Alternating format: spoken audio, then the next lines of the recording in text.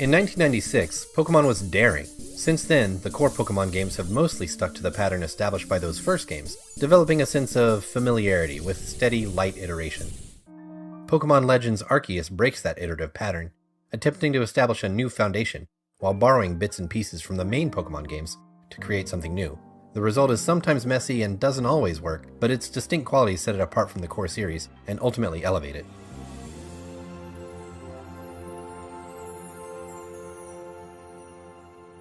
Though it's a spin-off, Pokemon Legends Arceus isn't lending the Pokemon trappings to an entirely different set of mechanics, like the Mystery Dungeon or Stadium series.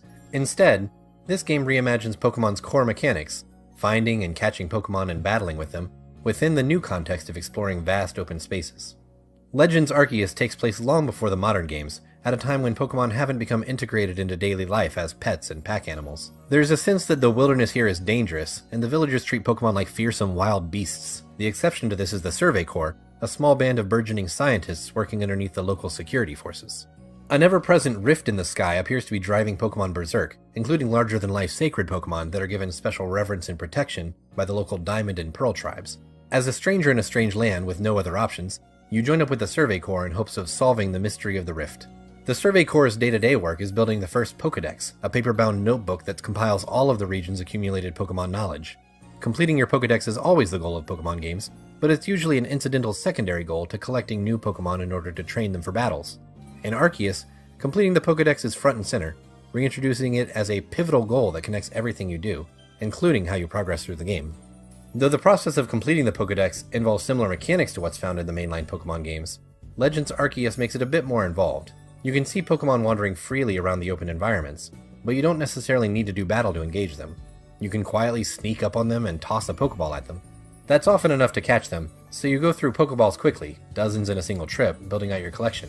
The controls behind this binary approach, stealth versus attack, capturing versus initiating a battle, can be disorienting. The trigger button is used to toss whatever you have at the ready, and you toggle between a menu of Pokeballs and caught Pokemon using the X button. It's fairly intuitive most of the time, cycling through your arsenal and then aiming a shot, but in the heat of the moment it's easy to waste a Pokeball when you meant to start a battle, or worse, to start a battle when you were trying to be sneaky.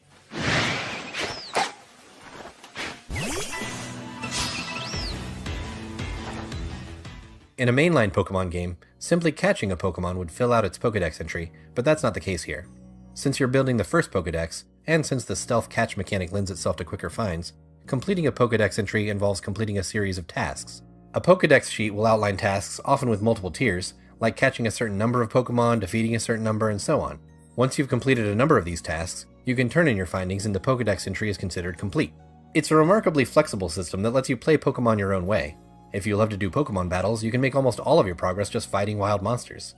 If you'd rather focus on stealth and barely engage with battles at all, that option's available too.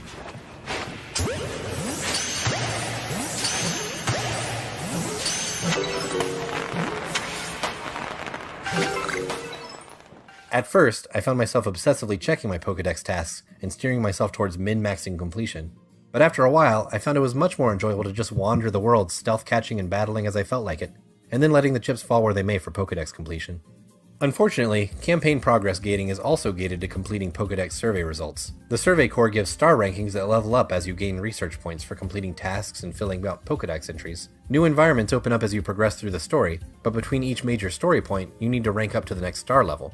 That meant for the first few star ranks, I was stuck needing to go over areas I had already explored extensively, grinding to progress enough to proceed. Later in the game, once I gained access to a larger selection of environments, and had access to mounts that made new areas reachable, it was much easier to progress without feeling like I had to go back over a previous area with a fine-tooth comb. The battle system is possibly the most recognizable aspect from previous Pokemon games, with each Pokemon in Legends Arceus only being able to equip a total of 4 moves at a time, and all the usual rock, paper, scissors elemental matchups intact.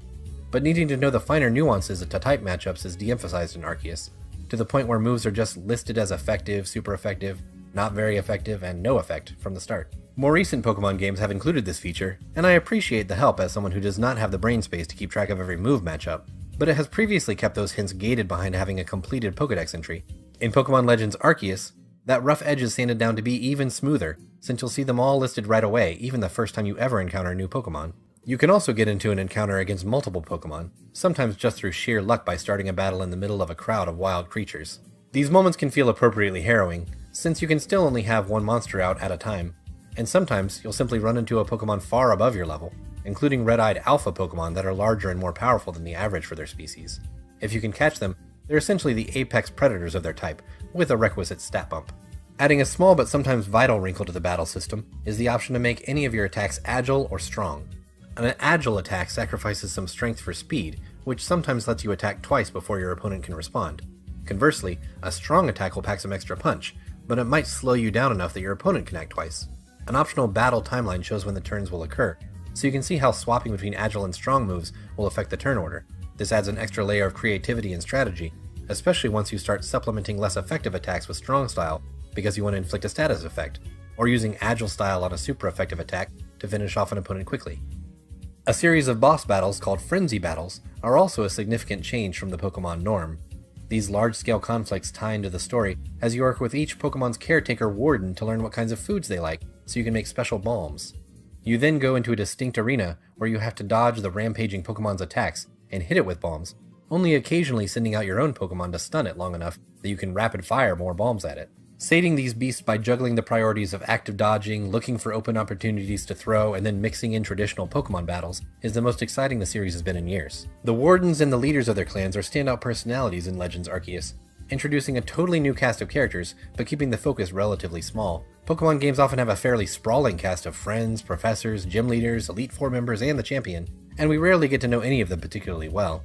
In Legends Arceus, there are less than a dozen main characters, and we spend much more time with them, getting to know their personalities and how they clash with each other. There's not a massive amount of depth to the story and characters, but I still got attached to these cute anime kids. The world is presented similar to Breath of the Wild, but this game's distinctly separate zones don't quite match the sprawling openness of that Zelda game. They're still rather large, and it captures that same sense of wonder, but it's not the same level of impressive technical feat. Pokemon Legends Arceus also seems to be straining against the technical limitations of the Nintendo Switch at times, even among these smaller environments. Pieces of world geometry pop in and out somewhat regularly, and bodies of water in the sky show texture repetition that's hard not to notice. It's a testament to the quality of the game that those issues only slightly detracted from my enjoyment. Some of the new ideas in Arceus have rough edges, and it's a slow start before you get access to many environments and mounts. This is an awkward first step, and it was a big adjustment for me as a longtime fan. Once Pokemon Legends Arceus finds its stride though, it's the most daring and inventive the series has been in years, breaking apart the staid core and creating something new and exciting from its pieces.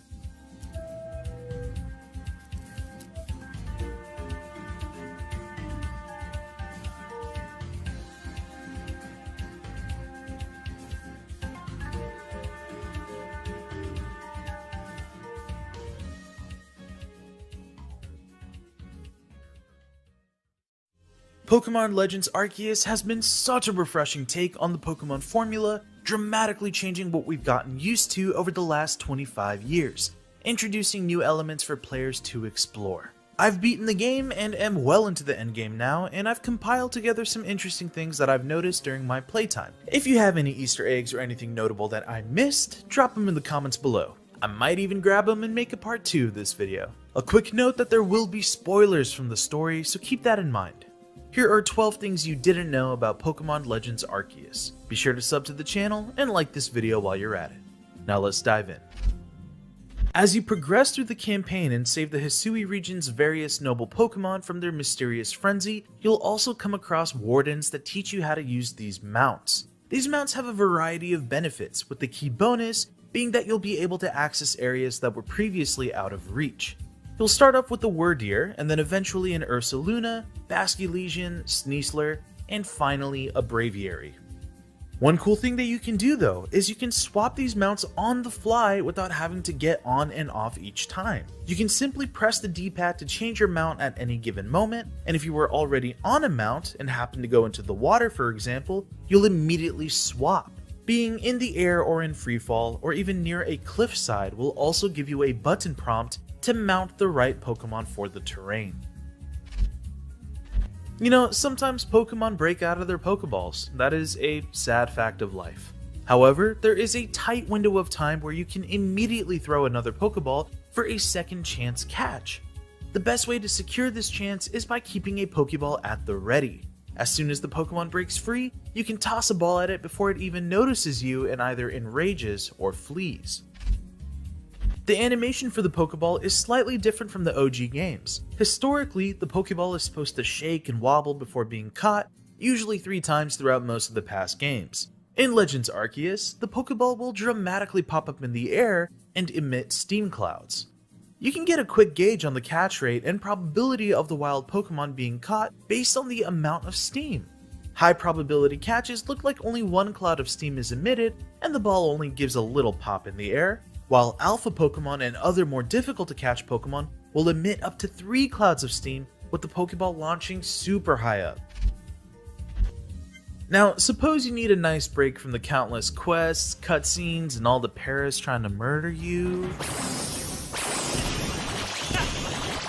In that case, you can hang out with your Pokemon in the overworld, but not near wild Pokemon. Just find a bit of free space and throw your Pokemon to spawn out and then stay within the vicinity of them. You can even interact with them and speak with them. It's also not limited to just one Pokemon either. Toss out your entire team and watch them all engage with each other. You can even have your Pokemon interact with those nearby NPCs, such as the Wurmple or Cascoon in Jubilife. Throw out a Dustox and see what it does. Now, some areas, such as the Alabaster Icelands, will have dynamic weather like hail or snowstorms. Other areas may have rain. If you need to change the weather, all you have to do is simply rest at your camp. Weather can be a boon if you have Pokemon moves that match the type, but it can also be detrimental if you're using ineffective moves. For example, my Typhlosion was having trouble using effective fire moves since the area had a lot of rain. But a quick camp rest until the rain subsided, and now we're back to our regular strength. Now this is an important one, because historically, any Pokemon involved in a battle would get XP once the opposing Pokemon fainted. This means you would normally get XP up to 6 times per battle. However, that's all been streamlined now, and your entire team will receive a cumulative XP total at the end of an encounter. Most of your encounters will be with wild Pokemon, so this is not an issue. Still, on the rare occasion that you encounter a noble or battle a trainer, be sure to keep in mind that if any of your Pokemon are fainted by the end, they will not receive any XP regardless of their contributions throughout the battle. Being poisoned, paralyzed, or asleep used to be a major annoyance after a battle ended, but now all status effects are temporary. Whether you use an agile, normal, or strong move, a status effect will have a certain number of turns before it wears out. Using a status move again will refresh the counter. You can also overwrite certain status effects, for example, causing a burned enemy to now be paralyzed. Maybe you're using Stealth Rock and you realize, wait, this works more like Whirlpool or Fire Spin from the older games. Or maybe you notice that the base power and accuracy of certain moves are slightly different. Well, you're right. Pokemon moves have had a dramatic rework in Legends Arceus. For example, you might not know that pulse moves like Dark Pulse, Dragon Pulse, and Water Pulse now have a 100% accuracy rate. And any kind of slashing move has a high crit rate regardless of what it is. This means that Dragon Claw and X-Scissor now benefit from a higher crit rate chance that used to be exclusive to a move like Slash. Most of these reworks make sense since there is no PvP battling in Legends Arceus. Some of these changes are really awesome though. Self-Destruct, for example, no longer completely faints your Pokemon. Instead, it deals closer to like 80% of self-damage. And huge destructive moves like Giga Impact or Hyper Beam no longer require a recharge either, which is wild. So you can just unleash the move back to back. Moves like Rollout or Outrage don't lock you into using the same move, but instead now state that your Pokemon is simply fixated on the move, meaning that using it again will gain a damage boost, but it's not mandatory. Not only are the moves some of the biggest changes with lots of hidden traits, but their animations look sick as hell too. At some point near the end of the main campaign, you will have a choice to be accompanied by either the Diamond or Pearl clan leader as you embark on the Red Chain main request. Depending on who you pick, that will decide which legendary Pokemon you catch first, and which you will have to battle with bombs in a noble style boss battle. In my playthrough, I picked the Pearl clan, and I came face to face with Palkia, eventually going back to Dialga later in the story to see that Dialga actually adopted a cool origin style form during the noble boss battle.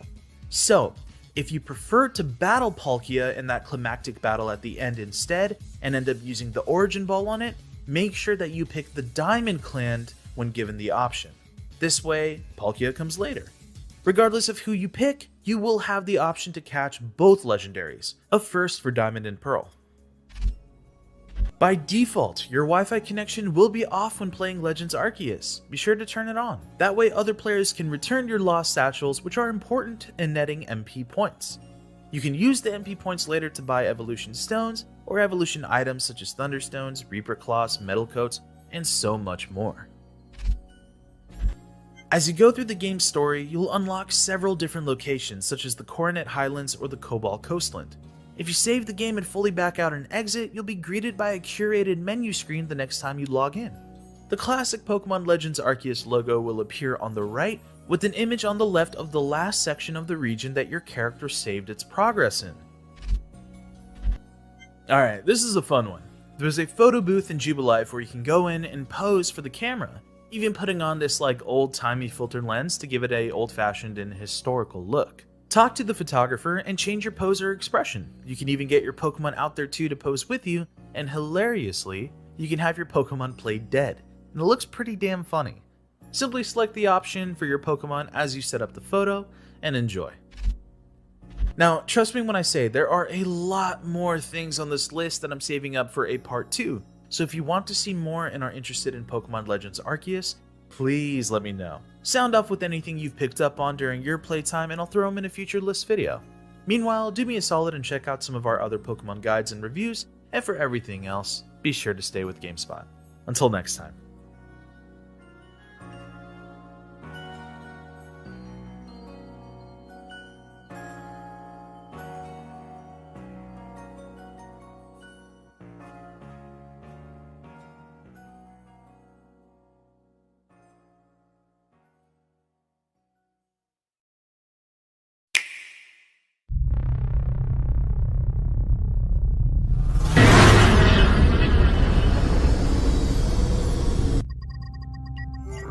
We are now approaching our destination.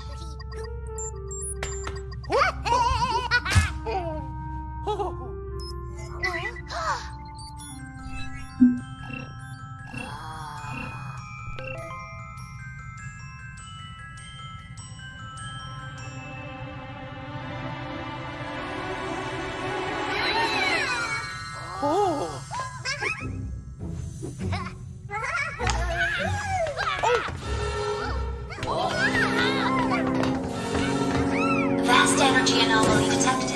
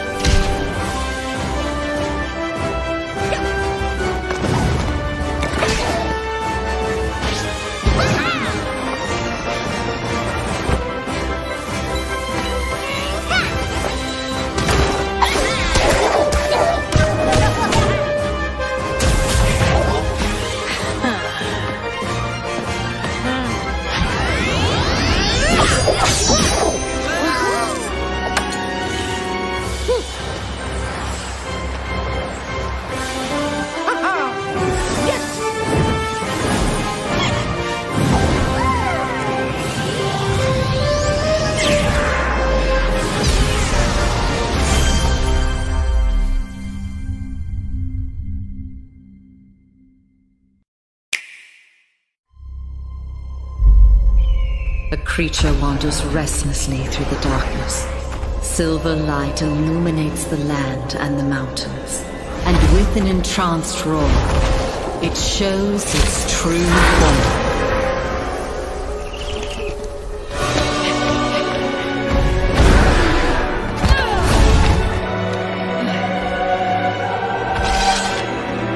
Leave the beast to me. This is a royal matter.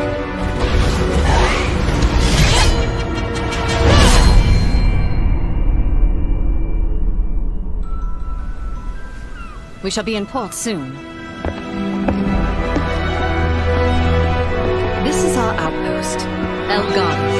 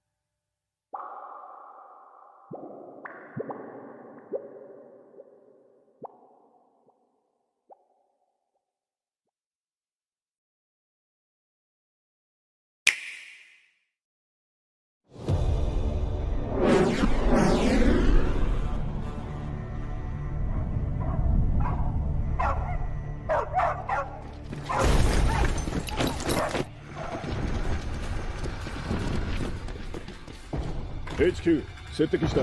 距離50。対象は北東に向かって移動中。遅れ。こちら本部了解した。作戦を開始せよ。了解。射撃用意。撃て。対戦車砲用意。撃て。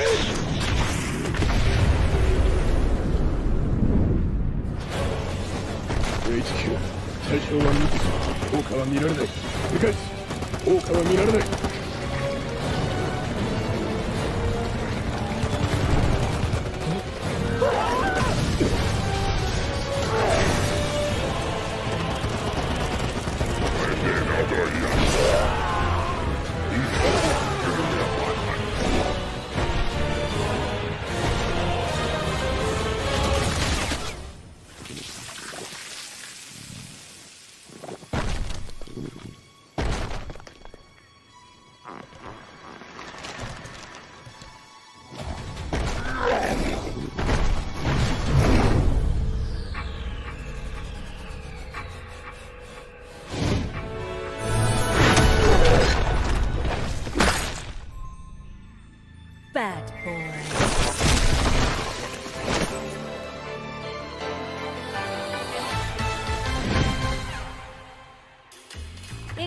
seems I'm unfashionably late, but I'm ready to give you everything you want.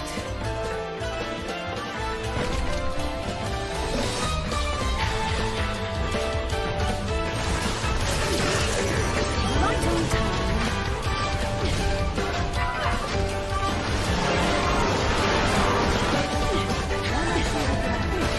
Break! Let's dance.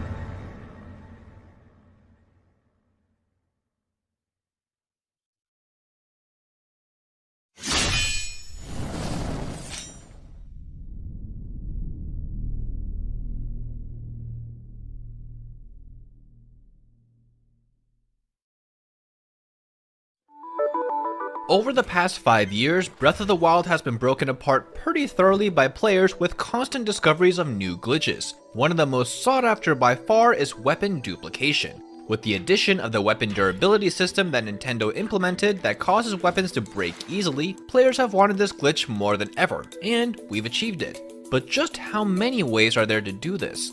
Most players think of just menu overloading, the most popular method by far, but there are tons of variations of this and many other strange methods you may not know. So if you want more Breath of the Wild videos from us, let us know by liking this one. Let's start with one method that's not quite as well known, bone arm duplication. By breaking apart a stall enemy and taking their arm just as they pick it up, the game will think that you took the weapon, but you are technically empty-handed.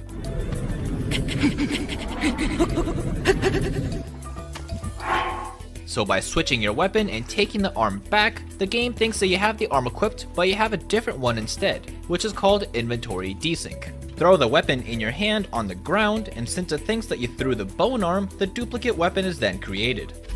Shock trap duplication was found early in Breath of the Wild's life, and made farming for weapons with specific modifiers much easier. By swinging a shock weapon and dropping it mid-swing on something metallic, its infinite shock effects continually disarm enemies when placed beneath their feet. So by resting at a campfire, the enemy will repeatedly drop the weapon over and over each new day, making a mountain pile of dropped weapons.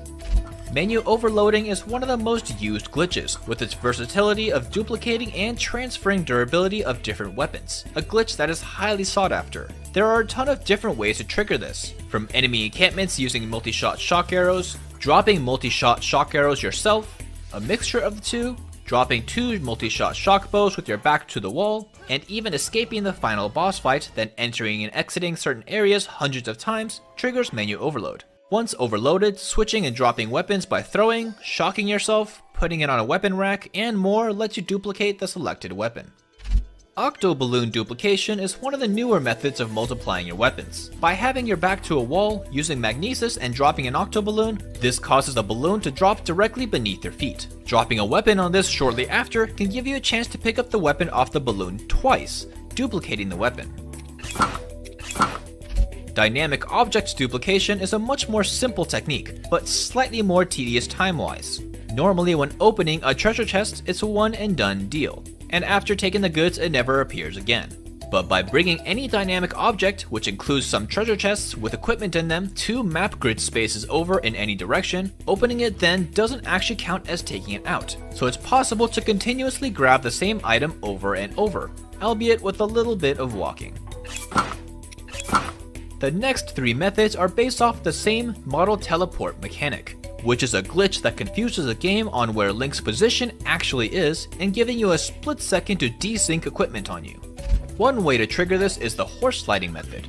Horse sliding is a glitch that lets you launch off your horse in different ways. This method can be triggered by shield jumping on the rear end of a horse while it's slanted on a hill, riding forward a small distance, then jumping off, launching you backwards towards your original position. But doing this as you overspur your horse, jumping off and throwing a weapon at the same time, then switching quickly desyncs your held weapon. Now your thrown weapon pops out but doesn't leave your inventory because you technically had a different weapon equipped, so it becomes duplicated. The standard model teleport method requires using a horse at a slant, unequipping your shield at a specific moment while Link is tilting sideways, gives you a moment to desync and perform a duplication glitch. Always satisfying to see. Finally, pulse skew duplication is arguably the most difficult duplication technique of all. It consists of getting a specific skew and skew setup to get a reusable skew that flips Link upside down. The combination of damaging yourself with ragdoll glitch engaged confuses the game on where Link's position actually is, and gives you a moment to desync and duplicate the thrown weapon. I've done thousands of glitches over the past several years, but this one was just too tough for me. Oh well. What do you think of these weird methods, and how many of these did you know? Let us know in the comments below, and for everything else gaming, keep it here on GameSpot.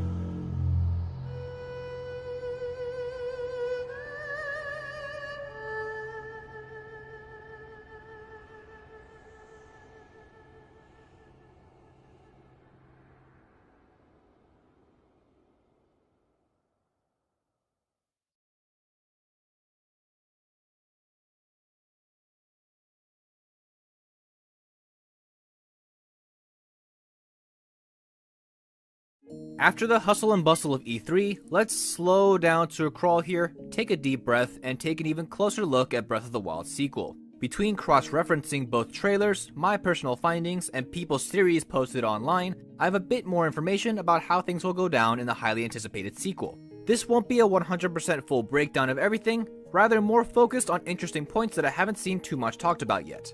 We still do Breath of the Wild content to this day, so if you want to see more from us, let us know by liking this video. Now, let's take a closer look.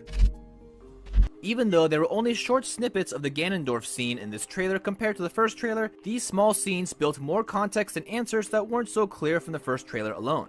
Using reference points of when Link's arm gets affected by the new entity and the malice, and when we see Ganondorf's malice-filled eyes are active, we can partially piece together what's happening at the beginning of Breath of the Wild sequel. Let's take a short look at my possible version of what happened, then slow it back down.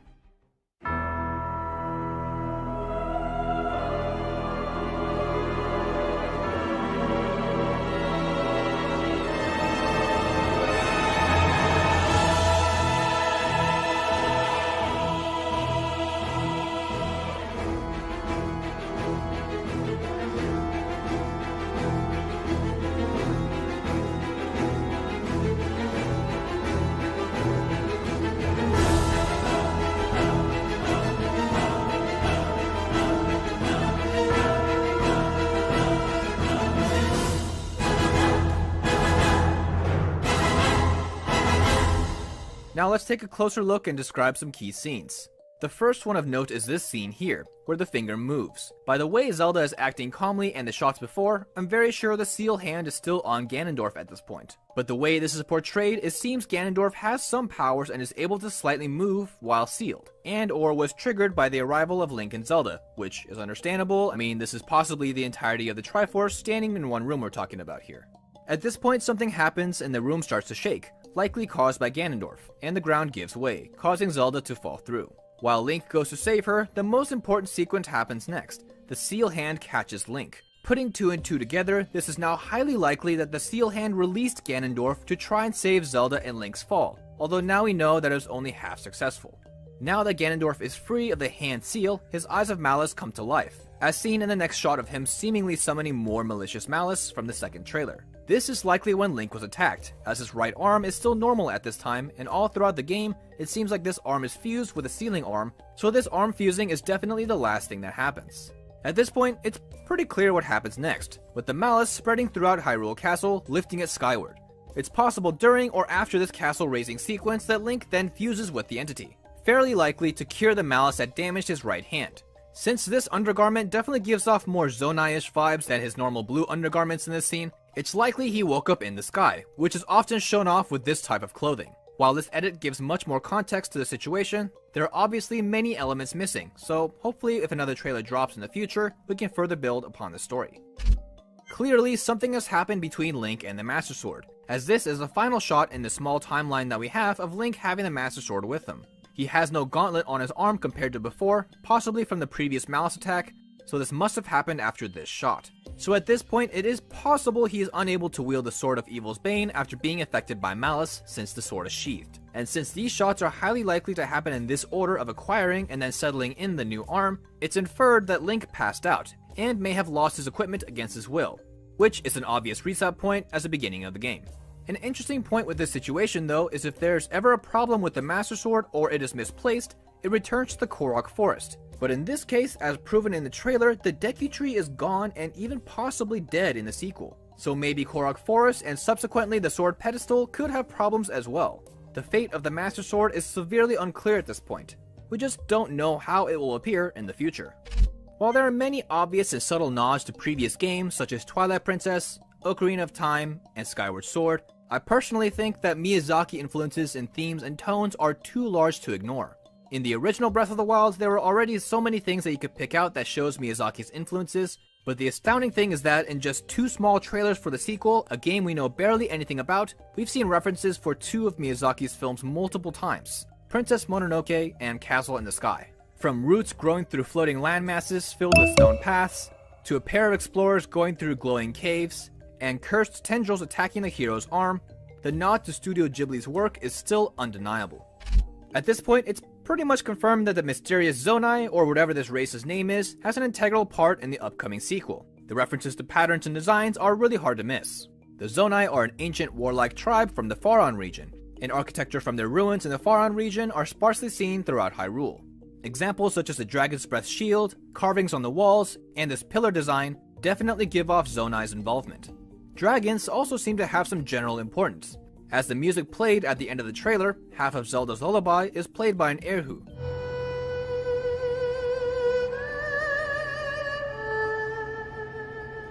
A Chinese instrument that is also used in the dragon's theme.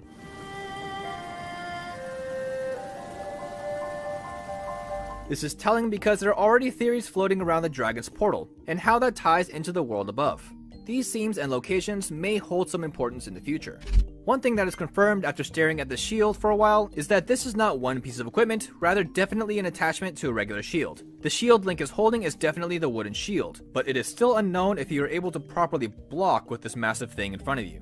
Another thing to think about is if bullet time is returning. There certainly wasn't enough combat in this teaser to get any concrete information, but I'm wondering if the slowdown mechanic is returning to the sequel at all. This backflip didn't trigger any sort of flurry rush, although it could be a sidestep dodgeable attack that they dodged incorrectly to not trigger it, or this attack isn't flurry rushable at all. Nintendo has shown this mechanic off in previous Breath of the Wild original trailers, so they may be reworking mechanics behind the scenes, or the studio is simply not showing everything off in these trailers. Also, an important note just by seeing these islands in the sky are the island's wall textures. they seem very unfriendly for climbing, with aggressive, almost 45-degree walls at some points and jagged edges with almost no places to rest. It's possible that these sides are mechanically designed just like shrine walls, unclimbable and making you fall down if you attempt to climb it. If that's true, this empty gap where roads end may require a special skill to cross a gap of this size. You couldn't just jump and paraglide across this if the walls are unclimbable. While it could be as simple as some magic bridge that appears here, I'm still crossing my fingers for some sort of grapple arm ability, which, with this creature's similar energy and seemingly extendable neck design, could be a template for Link's extendable arm. And this has been in concept art before. I mean, crazier concept art has come true, so who knows. And those are all the points that I had that were worth bringing up. Of course, we're very excited for the next trailer and the final release, so we'll be delving very deep into the game when it comes out. As mentioned earlier, we still do tips, tricks, and breakdowns of the first Breath of the Wild, so stick around for everything Zelda, and keep it here on GameSpot.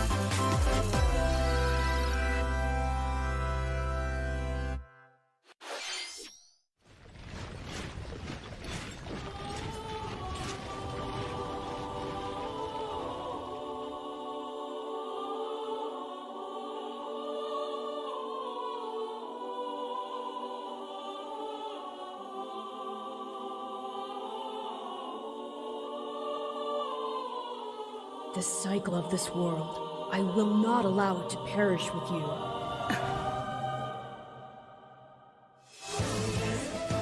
I seek to destroy the irrational power structure that shackles Fodlan. If the kingdom is ever to part ways with our bloody past, this is the path we must walk. I have ambitions, Edelgard. Real ones.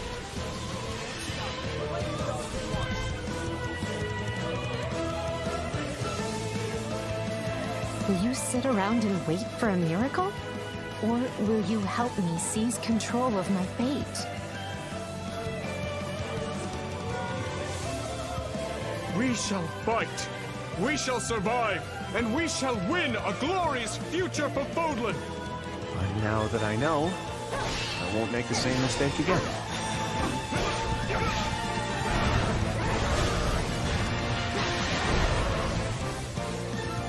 Revenge is not a sin you take for someone else. You seek revenge to slake your rage and heal your wounded heart. I know you are prepared to do whatever that you must.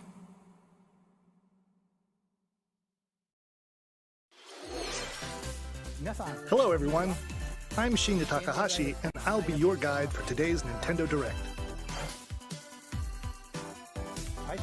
What you just saw was the trailer for the Fire Emblem Warriors 3 Hopes game. We hope you'll look forward to a different story set in the same universe as Fire Emblem 3 Houses. Let's see the first batch of Nintendo Switch headlines. The Orange Star Nation needs you. We've got more intel on the Advance Wars 1+2 Reboot Camp game. In the first campaign, Advance Wars, you'll advise a colorful cast of commanding officers and use their abilities in vibrant turn-based battles. Each commanding officer is now voiced, bringing even more charm to these characters. You're gonna get hurt. I see right through your plans.